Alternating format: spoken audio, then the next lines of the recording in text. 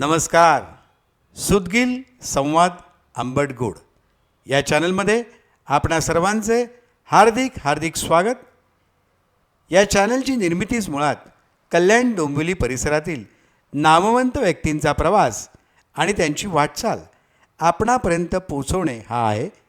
चला तर मग आजच्या या गप्पांना आपण सुरुवात करूया.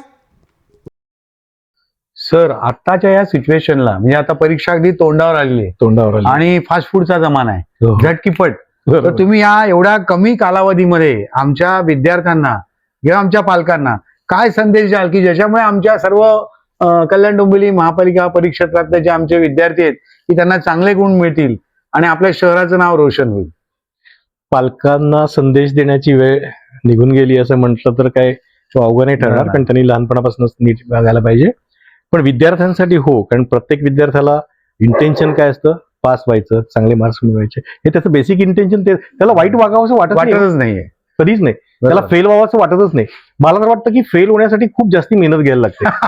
हो, तर मी आता शेवटच्या क्षणाला विद्यार्थ्यांनी काय करायचं, तर पहिली गोष्ट सांगतो, तुम्ही ड्रॉप घ्यायचा विचारच आणू नका. दोन त्याला साईड्स आहेत. तुम्ही जर ड्रॉप घेतला आणि पुढच्या वेळेस जर अटेम्प्ट केलं तर पुढच्या अटेम्प्टला तुम्हाला टेन्शन जास्ती येणार आणि त्रास वाढणार. त्यामुळे ते करू नका. तुम्ही हाच अटेम्प्ट द्या.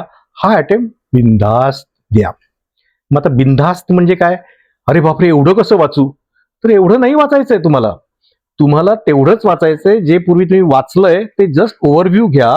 की तुम्हाला ते जे मी म्हटलं ना की रिटेन्शन, ह्याच्या पुढचा जो हे आहे की रिट्रायवल, तिथे माझी मेमरी रिट्राईव्ह कशी होईल, तर त्याच्यासाठी फक्त ब्रश करा. तुम्ही जे वाचलेलं आहे पटकन जस्ट पुढे जा. त्याच्यावरती एखादा क्वेश्चन कशा पद्धतीने येऊ शकेल, मी कशा पद्धतीने उत्तर देऊ शकतो, एवढं ॲडिक्वेट देऊ शकतो, पुढे जा. कारण नंतर तुम्ही जेव्हा प्रश्न लिहायला सुरुवात करणार तेव्हा तुम्हाला पूर्ण येणारच आहे. त्यामुळे रिट्रायबल सिस्टीम फिक्स करण्यासाठी रिपीटेडली जेवढा वेळ मिळेल तेवढा वेळ ते तुम्ही हे करा, त्याचं ब्रशिंग करा. सगळंच वाचत बसू नका. अरे मी हे वाचलंय की नाही, जे नाही वाचलं सोडून द्यात, कारण ते आता नाही पटकन होणार. पण जे वाचलंय ते मात्र तुम्ही इलॅबोरेट करू शकता. ते ब्रशिंग करा, तुमची रिट्रायबल सिस्टीम, आणि तुम्हाला थोडा कॉन्फिडन्स येईल. दुसरं, आता जेव्हा करताय अभ्यास तेव्हा ना तुम्हाला एखाद्या वेळेस सवय जर नसेल अभ्यासाची तर तुम्ही पटकन काय म्हणतात त्याला की अवखळपणा असतो, पटकन कुठेतरी बाहेर जावं असं वाटतं, पटकन काहीतरी गॅलरीत जावं असं वाटतं. आणि तर एक लक्षात घ्या की फुल कॉन्सन्ट्रेशननी तुम्ही 3 तास जरी अभ्यास केला तरी अवखळपणाने केलेल्या 10 तासापेक्षा तो नक्कीच चांगला. बरोबर आहे. कॉन्सन्ट्रेशन. तर त्या कॉन्सन्ट्रेशनसाठी मी एक साधा उपाय सांगतो. सध्या बेडवर बसून अभ्यास करू नका. हे ब्रशिंग करायचंय ते सोफ्यावर बसून करू नका. तुम्ही चेअरवर बसा, त्या चेअरवर एक फळी ठेवा, त्याच्यावर तुमची सगळी पुस्तकं ठेवा आणि ते ब्रश करा. ते तुम्हाला डुलकी लागली चालेल, तिथल्या तिथे डुलकी घ्या. Nap is very good, refresh करेल तुमचा ब्रेन. वेळ नाही जाणार तुमचा त्याच्यामध्ये. सोफ्यावर मी तोच एक हे सांगणार आहे की तुम्हाला आता सध्या वेळेला काय करायचंय, तर डिलेड ग्रॅटिफिकेशन, ज्याच्यातनं ग्रॅटिफिकेशन मिळतं ते डिले करायचं. म्हणजे काय करायचं, सोफ्यावर नाही बसायचं. सोफ्यावर बसल्यावर ग्रॅटिफिकेशन मिळतं ना, मग ते ढकला आणि खुर्चीवर बसा. कारण सोफ्यावर काय होणार, आधी बसल्यावर ग्रॅटिफिकेशन, पाय लांब केल्यावर जास्ती ग्रॅटिफिकेशन आणि झोपायला जास्ती ग्रॅटिफिकेशन. इथनं तुम्हाला काय करायला लागेल, तुम्हाला जर झोपावं असं वाटलं तर तुम्हाला फळी उचलायला लागेल आणि सोफ्यावर जायला लागेल.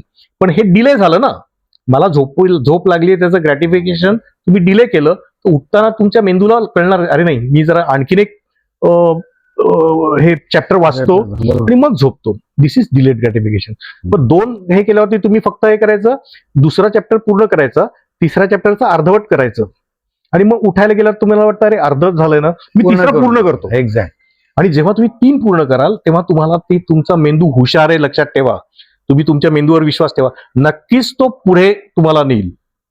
कारण तेव्हा तो प्रखरता त्याच्यात आलेली असते की त्याच्यात तो आता जाज्वल्य निर्माण झालं की अरे परीक्षा पास करण्यासाठी अच्छा हे तर मला ते कॉन्फिडन्स वाढलाय. तो डिलेड ग्रॅटिफिकेशननी तुम्ही आणखीन पुढे जाऊ शकता. पण त्यासाठी रात्र जागण्याची पण आवश्यकता नाही. कारण सहज स्वास्थ्य धारणम, म्हणजे तुमचं स्वास्थ्य जर चांगलं असेल, ती धारण करण्याची क्षमता असेल तर तुम्हाला त्याचा फायदा होणार आहे. तर त्याच्यामुळे स्वस्थ राहा, चांगल्यापैकी जेवण चांगलं करा, त्यात ते कुठचं तरी बाहेरचं मागून खाऊ नका. हाही मुद्दा. आणि जेवायला वेळ जात नाही जेवून घ्या वेळच्या वेळ, कारण जेवल्याशिवाय ते तुम्हाला ब्रेनला हे मिळणार नाही, तेवढं लक्षात ठेवा. आणि सुपर फूडचा पण वापर करू शकता तुम्ही अशा वेळेस. म्हणजे लिटरली साबुदाण्याची खिचडी वीज ऑल्सो सुपर फूड. हे तुम्हाला जास्ती वेळ घालवायचा नसेल तुम्ही त्याच्यासाठी वापरू शकता परीक्षेच्या दिवसात. बरोबर. फक्त पोट बिघडणार नाही एवढी लक्षात घ्या. काळजी घ्या. Anything in excess is आणि poison. कुठली गोष्ट अति नाही करायची. तर ह्या अशा डिलेड ग्रॅटिफिकेशननी पण तुमचं काम बऱ्यापैकी होऊ शकेल. आणि हा जो कॉन्फिडन्स जो असतो ना, हे तुम्हाला स्वतःसाठी करायचं आहे. तुम्हाला प्रश्नपत्रिका त्याची उत्तर स्वतःसाठी लिहायची आहेत. आणि आपला मेंदू हा सामाजिक मेंदू आहे. त्यामुळे माझ्या एज्युकेशनचं पर्पज काय ह्याचा जर तुम्ही विचार केलात ना, तर फक्त सोसायटी. मी डॉक्टर झालो आणि पेशंट न बघता मी घरात बसलो, काय कामाचं आहे? मी पेशंट झालो आणि जे समाजामध्ये साथ आली तेव्हा आपण एक हे केला होता, प्रोग्राम केला होता लोकांच्यासाठी. Yes sir. मग म्हणजे इट्स अ सोशल पर्पज. म्हणजे माझ्या ज्ञानाचा सोसायटीला उपयोग झाला पाहिजे. माझ्या ज्ञानाने पेशंट बरा झाला पाहिजे. बरोबर. इंजिनियर तेच म्हणणार, माझ्या ज्ञानाने ते सगळं छान उभं राहायला पाहिजे. पॉलिटिशियन्स तेच विचार करणार, माझ्या ज्ञानाने माझ्या ॲबिलिटीनी मी जनतेसाठी काम करेन. हे असं आहे सगळं.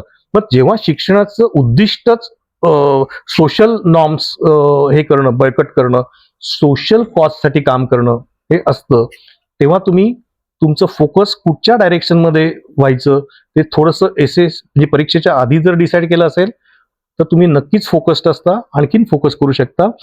SSCला परीक्षेला जाईपर्यंत जरी फोकस झालेलं नसेल तरी काही हरकत नाही. तुम्ही त्या पद्धतीने अवेअरनेससाठी तुमचं एज्युकेशन म्हणजे ते 10वीचं ही ओलांडू शकता. 12वीचं वाल्यांना पण मी तेच सांगेन, तिथे तुम्ही बऱ्यापैकी फोकस झालात, कारण तिकडनं तुम्ही सायन्सला आलात किंवा इंजिनिअरिंगला आलात, कारण ते तुमचं डिसिजन आहे. जर तुम्ही चांगल्या डॉक्टरांकडनं जर हे केलेलं असेल, असेसमेंट्स पक्क्या केलेल्या असतील तर ते जास्ती चांगलं, कारण त्यांचा अॅक्युमेंट तुम्हाला त्यांना कळलेलं असतो. कारण त्याचं दुसरं काय ना, इंटरेस्ट असतो. मुलांना इंटरेस्ट असतो की मी ऑटोमोबाईल इंजिनिअरिंग होईल, म्हणजे काय मला गाड्या हँडल करतील. तसं नाहीये.